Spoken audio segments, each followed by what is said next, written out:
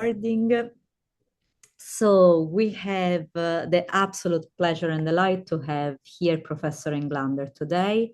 He's associate professor at Malmo University. His main research concerns the phenomenology of empathy and its application to professional work, pedagogy, and research. Professor Englander is editor of Phenomenology and the Social Context of Psychiatry, a beautiful Bloomsbury book, and co-editor of Empathy and Ethics, a book we collected together for Roman and Littlefield, as well as author of multiple articles in applied phenomenology and the articles on his excellent empathy training. Today, he's going to present on validation, a phenomenological bioethical reflection. The floor is all yours. Thank you. I have a like a PowerPoint that I can share probably, right? Let's see.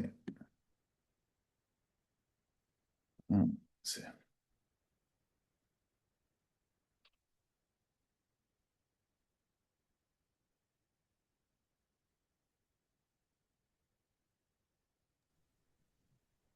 Yeah, we see it well. Yeah, there we go. Does it work? Yes.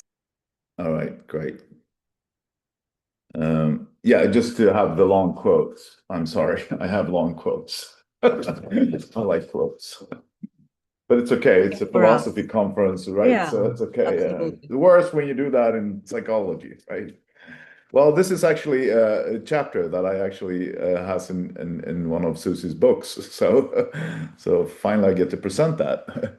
It's actually a start of something that it's a beginning of a research project that I'm a part of, also a research group, and my part is sort of like working on the phenomenon on validation, what that means. Like Susie also said that I have in the introduction here I do have a training that I train people, professionals, in how to reflect on their empathy. So empathy is the beginning of understanding something, but then also within the communication, you have also validating somebody when you're actually describing what you've been present to and what you understood of the other. So I was thinking, the whole idea here behind this was, what is validation in that sense? So what is that all about? And also being a part of this research group, of course, I was wondering why, what validation was. So I'm going to focus on that chapter actually. It's called On Validation, a Phenomenological Bioethical Reflection. And so let me begin. In a social sense, validation can be seen as a feeling of approval and acceptance, but also feelings of being understood and acknowledged. In today's age of internet and social media, there seems to be an inflation regarding having a need to feel validated by others. In addition, we are witnessing young people and even adults, I would say, right, taking so-called selfish, you know what that is, selfish, right? You're taking a selfie, which could be seen as an extreme form of vanity almost, right? And humanity perhaps hitting an existential low in terms of what might be referred to as validation. At a first glance, it is somewhat easy to blame the new technology for making us all into sort of like a modern version of narcissists. However, one can also take a closer look at validation as a phenomenon and the new technology as that which is revealing the depths of our sense of being. In the context of, for example, then severe psychopathology, you can actually see this depth. And the R.D. Lang portrayed self-validation, for example, as follows. And he writes, an argument occurred between two patients in the course of a session in an analytic group. That's a therapy group, you can understand that. Suddenly, one of the protagonists broke off the argument to say, I can't go on. You are arguing in order to have the pleasure of triumphing over me. At best, you can win an argument. At worst, you lose an argument. I am arguing in order to preserve my existence. In other words, what psychopathology can teach us is that to feel validated by others is a deep existential need that has its roots in whether we feel alive or not. Even vanity is an expression carrying a far deeper meaning about our life, although the meaning of the myth of Narcissus also warned us that the meaning of vanity can drown us in our own picture.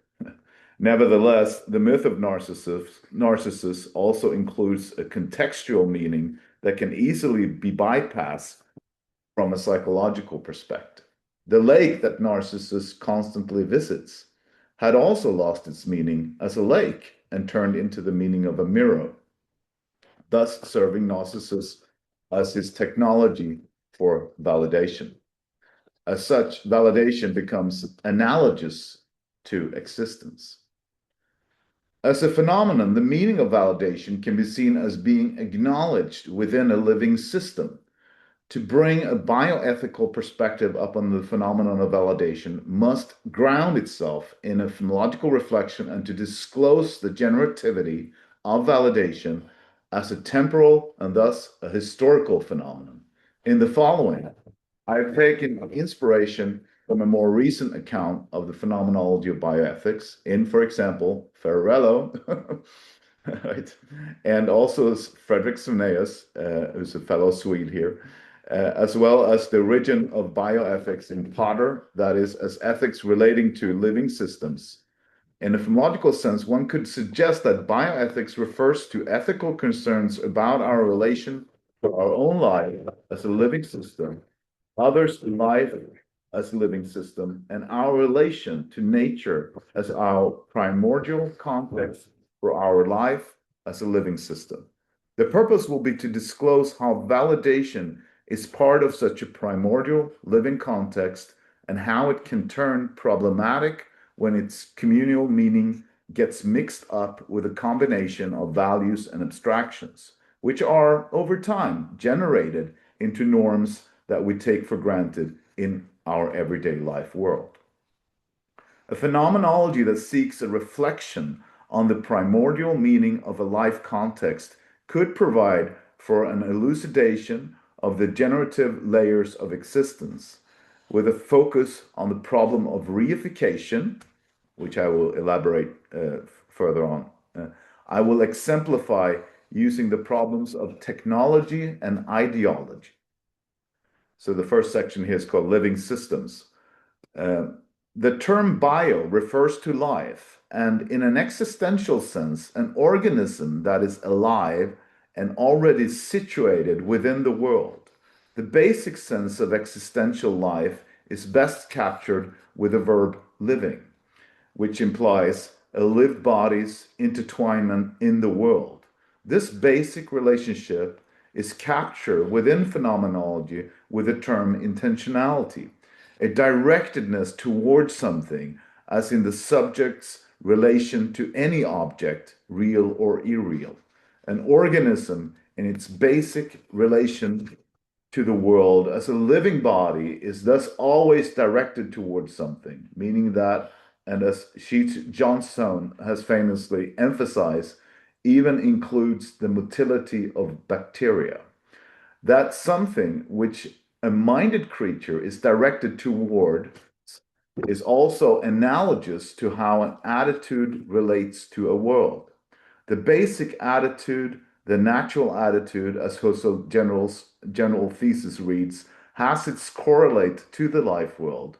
The situation that we refer to as life, as well as the manifold of life situations, thus also situates us, as Merleau-Ponty has emphasized, within an intersubjective context. In biology, as a strict natural science, one speaks of the organism's environment, which can be seen as analogous to the intersubjective contextual situatedness within the life world. Just as the natural environment can be portrayed as a vital context for the organism's survival and reproduction, belongingness has been interpreted as a vital intersubjective living system of a human community. The natural environment thus constitutes a context vital for an organism's relatedness, existence, and generativity. In the social sciences, sometimes we see scholars use terms such as milieu, that is, as a way to bring together the biological sense of an organism's environment and the intersubjective human context. The motivation seems to be to capture human beings' interdependency on a social cultural context. Interestingly, the term culture that is used within the social sciences, for example, cultural anthropology, has been used in both the biological sciences, as in, for example, bacterial culture, right? Both meanings of this term capture something vital and fundamental about contextualization and a living system. In other words, intentionality, just like a living system, indicates a sense of interdependency. A living system points to the possibility that the social and the biological thrive in reciprocal layers of life, even though terms such as an environment, milieu, culture, social, intersubjectivity, and world are only used here analogously. These terms seem to point in a minimal sense towards an interdependent figure ground relationship. A reciprocal, contextual living system is what any organism is primordially situated within in order to have a life world. So that's the, yeah.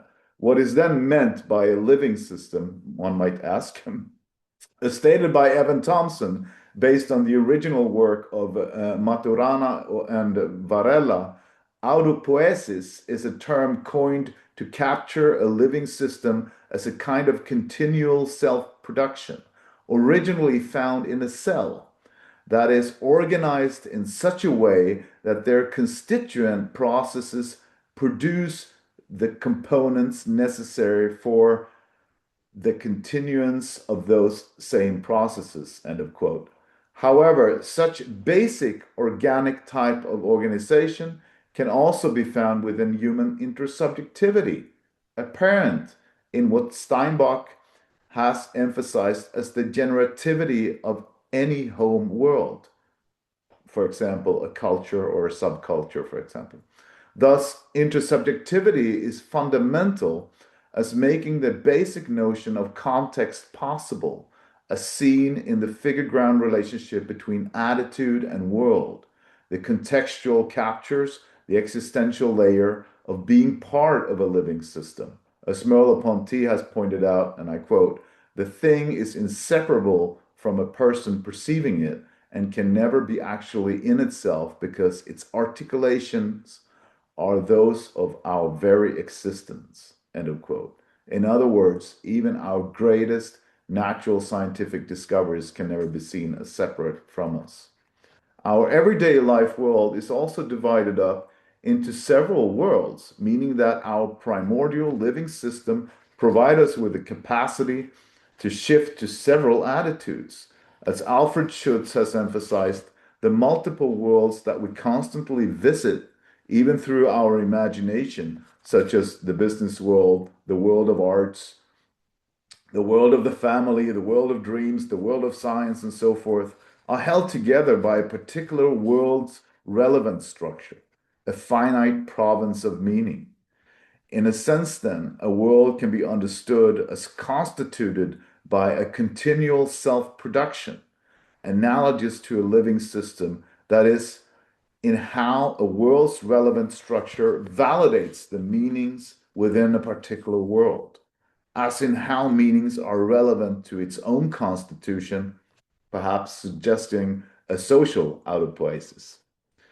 One of the most obvious examples would be when we visit a different culture, we also discover a different relevant structure and how the environment, for example, geographical location, and the social, for example, belief system, are intertwined into a world as an overall living system and how to live and continue to generate life. Whatever we do on a social level corresponds to a context, even if such doings seems irrational when one discovers how acts are context dependent, one also discovers the relevant structure of a particular world. And then my first example here is technology. In our day and time, we seem to be at a fast rate in the technological development of the computer and artificial intelligence, right? Right in the Bay Area, isn't it? That's the heart of it, right? Resulting in a smartphone in every person's hand and its correlation to hyper-rational systems of organizations. As Husserl has indicated, the technologization of nature began in modern times with Galileo indicating an engineering attitude in relation to the natural world, which had its ground in mathematization, that is, as reality as such, and thus thought of as independent of our own experience. Such an attitude was recognized by Husserl as the scientific attitude, indicating an abstraction within the natural attitude based on the mathematization as a universal ontology. Nevertheless, the scientific attitude is different from other attitudes within the natural attitude in that it transcends opinions and values through its universal mode of abstraction as mathematization. As being part of the natural attitude, the scientific attitude still shares its basic naive stance, that is, the belief that the world exists. Nevertheless, and as Schutz has emphasized, there are also other types of abstractions within the natural attitude, providing us with multiple attitudes to multiple worlds. I will use the term reification here as indicating an abstraction as part of a relevant structure belonging to a world and correlated to an attitude within the natural attitude. Although a reification is conceptually different when it's grounded in values and opinions as opposed to mathematization, the lived meaning of universality is still possible in terms of the values and opinions due to dogma, that is, the belief that the world exists. For example, the reification based on the abstraction of mathematization. Sorry, I can't pronounce that. I don't know why. I'm speaking Swedish all day, so it's difficult. Within the scientific attitude being relevant to the world of technology and the natural sciences, or the reification based on the abstraction of certain values and opinions with a relevance structure of a dogmatic political program, for example. The use of the term reification is motivated by its relation to the belief in that the world exists, and thus also to the belief that a particular world within the life world exists.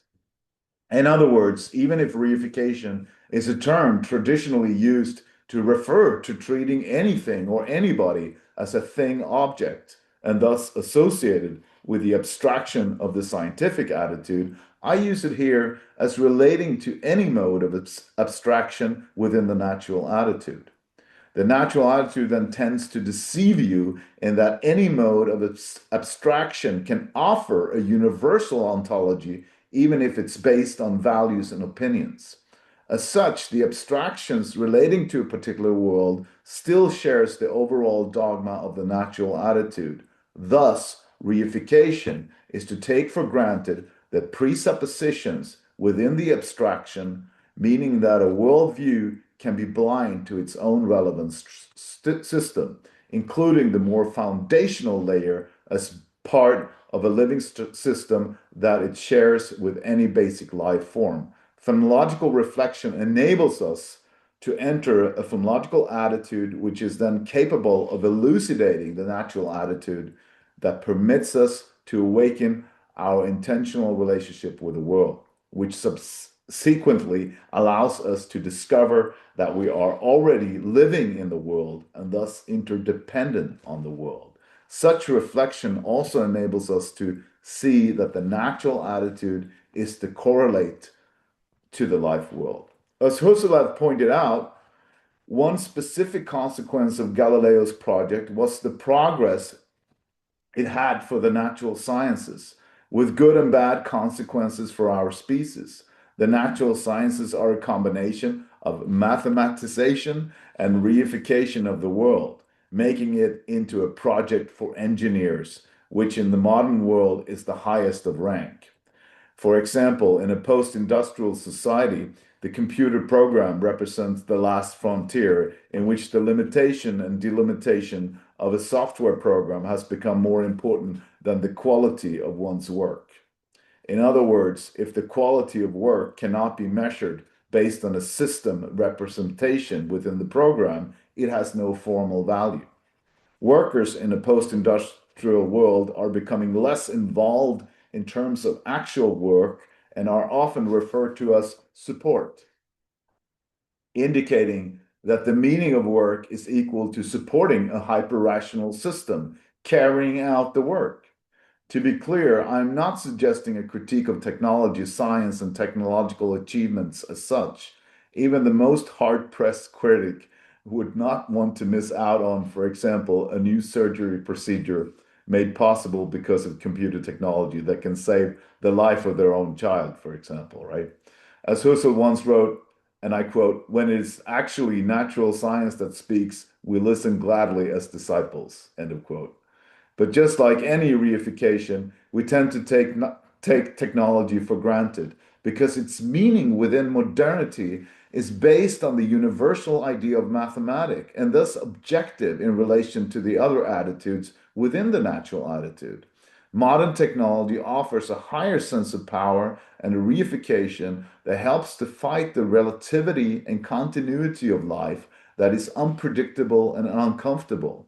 Although, as a consequence of the abstraction, we lose touch with the meaning of living in a living system. As such, reification has entered into our sense of validation of living systems and is seen as to overcome problems associated with never being able to step into the same river twice. In his critique of technology, Heidegger used the power plant located within the River Rhine as an example of how our understanding of the river has changed from letting the river be a river to now be a supplier of power. I think this is the next quote. The hydroelectric plant is set into the current of the River Rhine. It sets the Rhine to supplying its hydraulic pressure, which then sets the turbines turning. This turning sets those machines in motion, whose thrust sets going the electric current for which the long-distance power station and its network of cables are set up to dispatch electricity, and the context of the interlocking process pertaining to the orderly disposition of electric energy, even the Rhine itself appears as something at our command. The hydroelectric plant is not built into the Rhine River, as was the old wooden bridge that joined bank with bank for hundreds of years. Rather, the river is dammed up into the power plant. What the river is now, namely a water power supplier, derives from out of the essence of the power station. As Frederick Svenius has recently emphasized, Heidegger was obviously not promoting anti-technology or anti-science. That would be to miss his phenomenological point. Instead, Heidegger disclosed how the meaning of the river had changed, which was now reduced and seen as part of production for modern utility and commodity as compared to how it was seen before, when it was seen as connected to its natural environment, that is, to its primordial living system. In other words, modern technology sets up a new sense of our relation to nature, in which our living system is reified and stripped of its original being within its natural lived context as a living system. As such, nature's original context has been lost, its natural environment has been reified, and our relationship to nature has consequently been validated based on such an abstraction. Modern technology thus reduces our original relation to nature. Modernism as a discourse has generated an attitude in which we take abstractions based on reification for granted. Now, I'm not glorifying some type of return to nature and natural living in that sense, because that would be to miss my point. In terms of a phenomenological reflection, related to the themes of bioethics, we will have to bracket the natural attitude to disclose our primordial interdependency on nature. Only then can we see the value of our life system and to discover other, more abstract structures of relevance that we treat as our life system. Even if mathematization of nature represent a universal methodology into reality and correlation to powerful mechanics, the representation can never precede its possibility. And my next example here is community.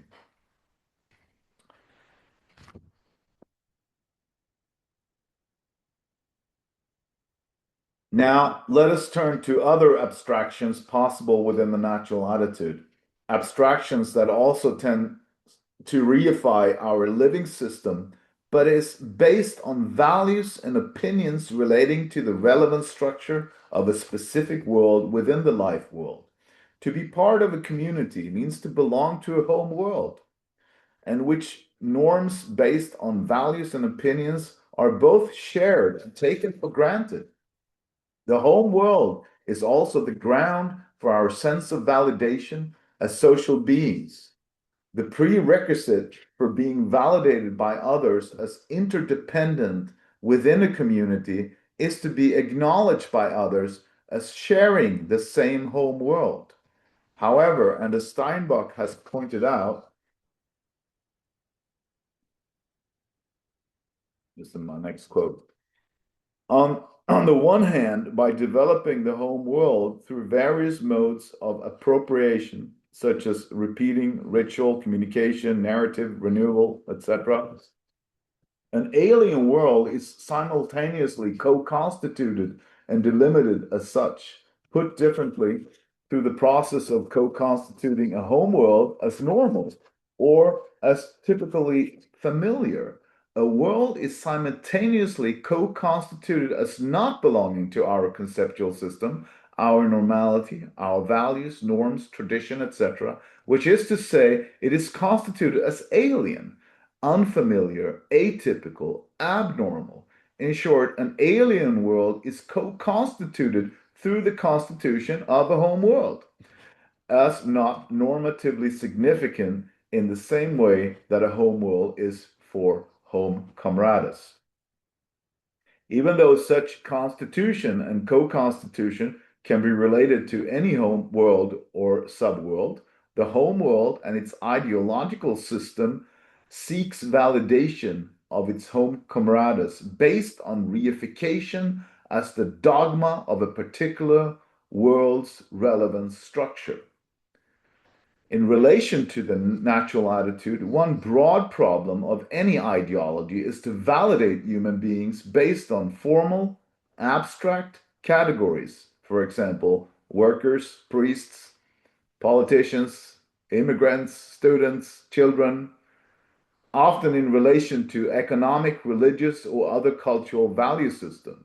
In Schutz terms, a finite province of meaning with its own structures of relevance determines certain abstract types and formal relations that are based upon a they orientation. As Schutz writes, the term they orientation serves to call attention to the peculiar way in which I apprehend the conscious experiences of my contemporaries, for I apprehend them as anonymous processes. Consider the contrast to the thou orientation. When I am thou oriented, I apprehend the other person's experiences within their setting in his stream of consciousness. I apprehend them as existing within a subjective context of meaning, as being the unique experiences of a particular person. All this is absent in the indirect social experience of the they orientation. Here I am not aware of the ongoing flow of the other's consciousness. My orientation is not towards the existence of concrete individual, though it is not toward any subjective experiences now being constituted in all their uniqueness in another's mind, nor toward the subjective configuration of meaning in which they are taking place. Rather, the object of my they orientation is my own experience of social reality in general, of human beings and their conscious processes as such in abstraction from my individual setting in which they may occur. My knowledge of my contemporaries is therefore inferential and discursive. End of quote. In other words, we risk losing touch with the primordial intersubjective sense of the though orientation. Once an ideology is established and its discourse, norms, and formal categorizations are taken for granted within a particular world, being perceived and validated as an abstract category, that is, as a type, is to be seen as a means to an end within an ideological system and can alienate us as a living body. For example, following the scientific attitude, the reified body is the body of the natural sciences, in which we, for instance, might fall prey to validate others or ourselves based on a medical diagnosis. As Basaglia once stated, 1948, Sarko wrote, ideologies are freedom while they are in the making, but oppression once they have been made. This describes the tendency for ideas to become fixed in pre-established patterns, even though having acquired their birthright through a repudiation of a particular reality, they should, as a safeguard against their becoming an element of oppression themselves, be constantly reverting to reality, reinvigorate the spirit of renewal that originally informed them. Instead, end of quote, of course, then. Instead, a possibility would be to continuously reflect on our though orientation, as in reflect on empathy, right? Without losing the present moment.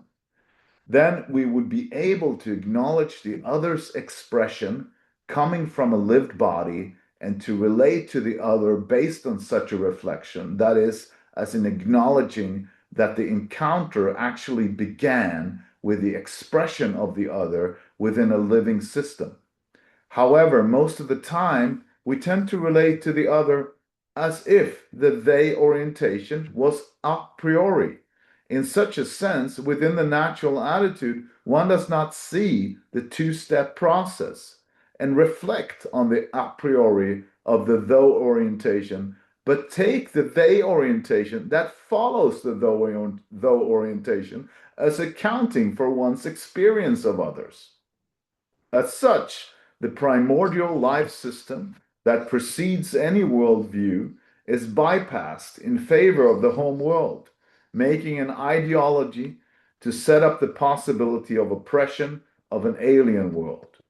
As should be clear, any home world is capable of reification of self and others based on the taken for granted belief that the world exists.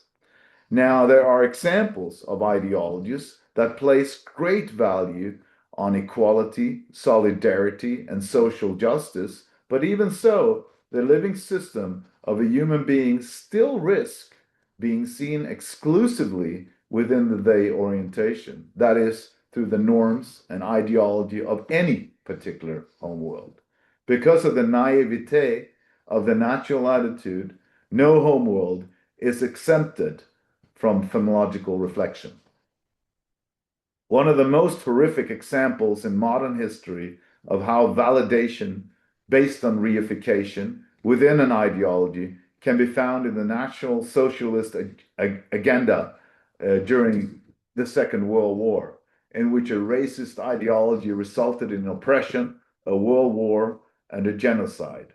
The taken for grantedness feeds into the possibility of reification and social categories ingrained in a value system and opinions of any ideology. The ultimate proof of the opposite is to be found in a being, such as an animal that cannot participate in the reification and abstraction of an ideology.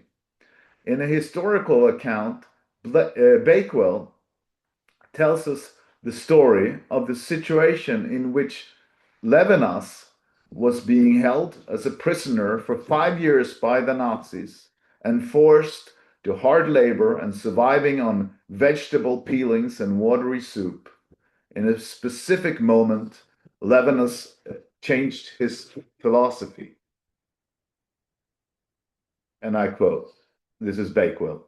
Like the other prisoners, he had got used to the guards treating them without respect as they worked, as if they were inhuman objects unworthy of fellow feeling. But each evening, as they were marched back behind the barbed wire fence again, his work group would be greeted by a stray dog who had somehow found its way inside the camp.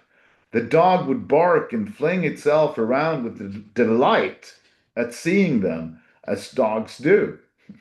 Through the dog's adoring eyes, the men were reminded each day of what it meant to be acknowledged by another being, to receive the basic recognition that one living creature grants to another. To be acknowledged or seen by another being on the basis of belonging to the same living system marks the minimal requirement for treating the other's life ethically, even if it's carried out by non-human animals. Apparently, humans can also adopt such a stance towards the other, but as this piece of history also tells us, and which was reinforced by the guards as abstract types in the they orientation, that humans are capable of the opposite, and thus act on the presuppositions belonging to the reification within any given ideology, even though the guards must also have been present to a living body and suffering other. The guards thus related the value of a living system to the ideology within their home world in which the other was reified as an alien. Adopting a basic minimal ethical stance then means to phenomenologically reflect on what is taken for granted within the ideologies that structures any home world. Such a community and society to awaken its intersubjective ground as a living system. In other words, the main idea here is to point to what constitutes as a prerequisite of being ethical. As such, a reflection relates to overcoming the dogma so that we awaken the value of the living system as an interdependent context. Considering the situation of Levinas and the dog, we also saw that an animal seems capable of acknowledging human beings and to include both the prisoners and the guards in the same living system. Of course, the dog could have just as well attacked them, but it would not do so based on abstract reification as part of an ideology. As of lately, we have discovered within several healthcare situations that the presence of dogs, as well as other animals, could be valuable in caring for our clients and patients. Now, I do not see that there is anything wrong with incorporating animals as potential workers within our healthcare system. Nevertheless, would it not be better if we asked ourselves what we humans are not doing? Perhaps learning how to reflect on our empathy would be a first step, as to open up for an ethical stance provides us with a set of important questions for understanding the reciprocal relation between empathy and ethics. And see, I have another quote here by Scott Churchill. He writes, "Does the call to action only come when we witness life up close and personal? Is being a witness perhaps the first step? And might the next step be advocacy, where we speak to or call ourselves towards the other being who requires some assistance?" As such, bioethics is an ethical reflection on our relationship to living systems, but also how such living systems analogously extends into the realms of intersubjectivity and how we value and validate our own existence. So in conclusion, I have tried to clarify a concern to keep elucidating our relation to abstraction and reification as a fundamental aspect of our natural attitude. If not, we risk taking artificial relations for granted within any living system, and by that alienating ourselves from our original sense of existence with others, ourselves, others, and the world. We are creatures that can structure a life based on an abstraction, and there's nothing wrong with that. But we need to chronologically reflect so that we can see that it is our living system that is a priori and what makes the ability to abstract possible in the first place. Even though reification provides us with a sense of abstract predictability, which helps us survive, we must be careful in not letting it rule our validation of ourselves, others, and nature. We are not just a bundle of nerves, a social category, nor is nature just a resource. Thank you.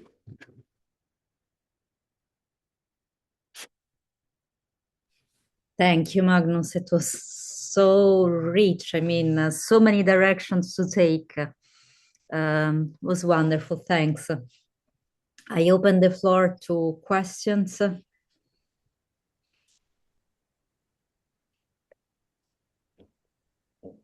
We have time for one question. Oh, let me say Please, something. ciao. Hi. Sorry, I didn't. I was late. I had a meeting before this Of course. too, but Thanks so for coming. I missed the very beginning. So apologies if what I say was already like somehow addressed in the very beginning. But I was trying to. I guess I related what you were talking about to Buddhism, and so that's what I tend to do with Okay. lots of things anyway. But so then I wondered about.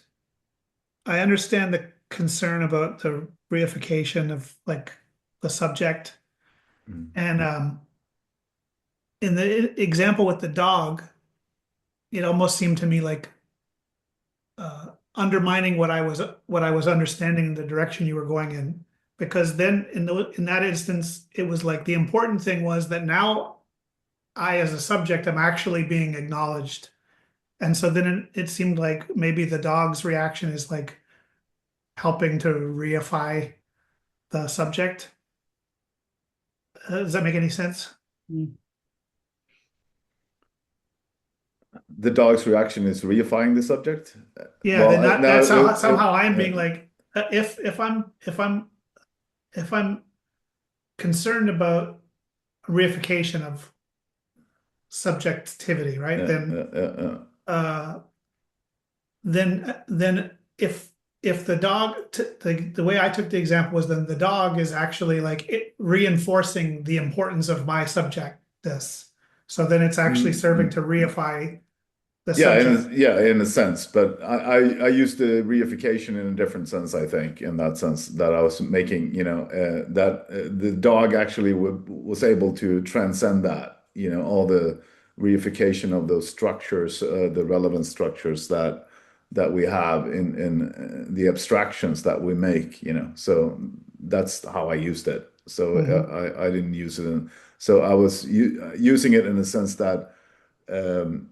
I was pointing to the example of the dog as being able not to. The dog is not in our sense of our worlds of abstractions that we do. It's concrete. It's there. It sees me, right? So in that sense, so it's a seeing that the dog has that we take for granted. We skip it. It's and that's the empathy. We skip the empathy. So the dog, and we go directly to the they orientation, as I said, So the dog is in the though orientation. It can actually it stays there in that sense. That was the meaning of that quote to highlight that, so to speak. Mary suggests, yeah, go ahead, because I think it's a nice bridge. really quickly, because there was so much going on in this paper, but the way I took that was that the dog was directly connecting to and in effect validating the existence of the prisoner in a very non-abstract way. The dog didn't need to have any concept of self or any, but just in a very down-to-earth, non-abstract way, was able to acknowledge, recognize, and validate the existence, the humanity of another. That's the way I took it. I hope I'm getting it right. That's right. That's right. Yeah, that's what I meant. Yeah. So the dog is to be taken as like the model rather than the people being validated by the dog in that example. Yeah, the dog was taking us as a way of as an example of the thou orientation. That's not the they orientation, and I'm referring to Schutz here, and that I was in the beginning. So I don't know. Yeah, so that was the idea. The idea of validating the other person could be a, it's like founded upon the empathy that's already there, that we skip and we take for granted, and then we go to the they orientation of all those ideologies or whatever we believe in, that has all those typical categories and social categories and all those things instead. So it was actually meeting the person, following the person instead. So yeah.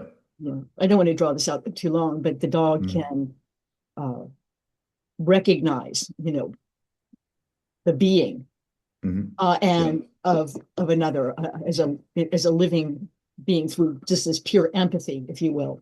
I don't know if that's the right word, without intending it. The dog isn't. The dog isn't intending to validate, but the effect on self-aware creatures who have been dehumanized is validating in a very, very basic way. If I'm getting this right, and it's a beautiful, beautiful example. Thank you for sharing. Yeah. Thanks. Is that all right, Christopher?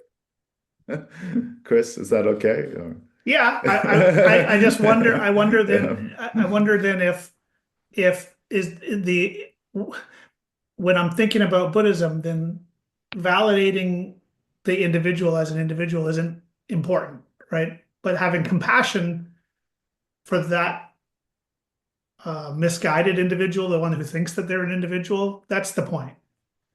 That makes some sense. That because then the reification of the being is kind of like part of the problem.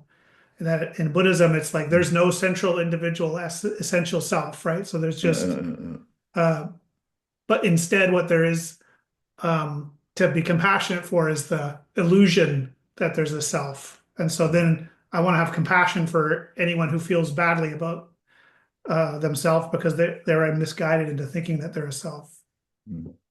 That's where I was going with the problem of reification in that direction. And then it seems like there's a value to the how did you put it? Validating people here instead. Yeah. Validation. That was the whole idea. Sort of like showing that validation.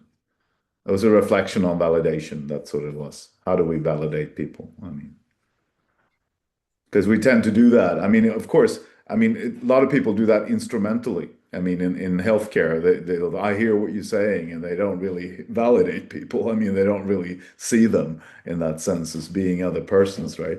We all know that, and in that sense, and that's too bad because it's a really important thing that they are doing when they're validating somebody, because validation that's what I was trying to show also. It's such a deep existential need that we have because we are validated even because we need to be part of a community. I mean, that's the connection that we have. I mean, in that sense. So that's the connection with validation and community in that sense. So a lot of instrumental use of validation is kind of like it's problematic. But now I'm going outside the paper here because it's kind of like my ongoing work on validation in that sense. Yeah.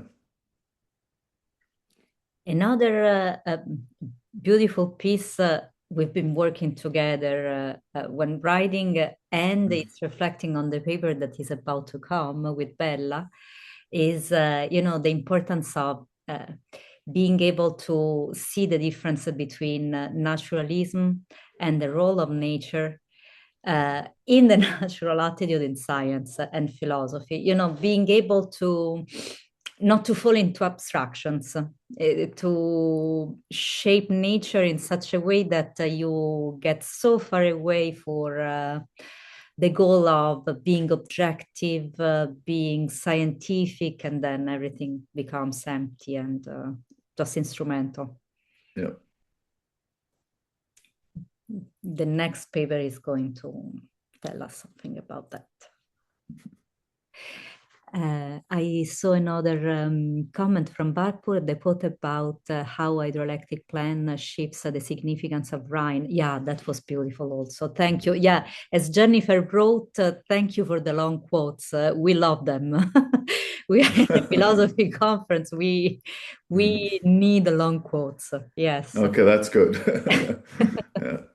Because in my ordinary sort of like professional context of being in the social sciences and psychology, they go like, "Oh no, the long quotes, they don't want that," and they don't, so that's good. Yeah. Any other comment, remark? We are even ahead of time. Wow. No, that's okay. good. All right. So I stop this recording.